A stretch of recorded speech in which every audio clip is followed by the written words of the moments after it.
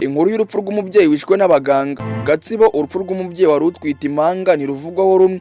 Mu bitaro bya Kiziguro mu karere ka Gatsibo haravugwamo urupfu rw'umubyeyi wari utwite impanga rutavugwaho rumwe. Abaganiriye na Drone bavuga yuko uyu mubyeyi yageze muri bino bitaro kuri tariki ya 30 z'ukwa 2026 atwite inda y'impanga arafashwa, ariko ngo haza kuza kubaho kumuha transfer imujyana i Kigali. Iyo transfer ngo ntabwo yahise ikunda kuko ngo bakomeje kumubwira yuko mu bitaro byo Kigali habuze ibitanda. Ku munsi w'ejo tariki 2 z'ukwa 2026 ngo haje Dr. yitwa Desire asaba yuko byanze bikunze uyu mubyeyi yajyanywe i Kigali, nibwo ngo bamushyize kuri brankari bamujyana muri ambulance yari iparitse, ariko ngo yaje gucika bari bamufite maze yitura hasi ahita apfa.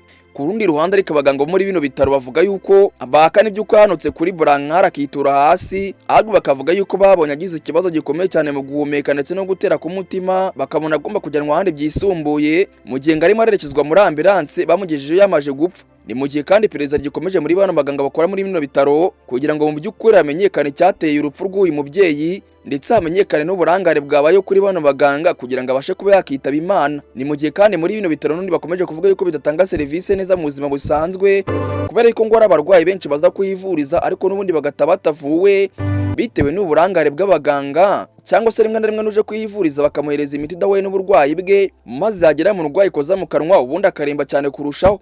Ngaye ngo ukorera kugeza ubu ngubu RIB ndetse na polisi bakakomeje gukora iperereza kugira ngo mu by'ukuri amenyekane intandaro y'urupfu rw'uyu mubyeyi wari utwite impanga. Nanjye nkubwira ni nkora subscribe n'imbaraga murigize kuri iyi sheni. Nge ndacyari Obi, na iyi ngiyi ni Obi Time News mu karere ka Gatsibo.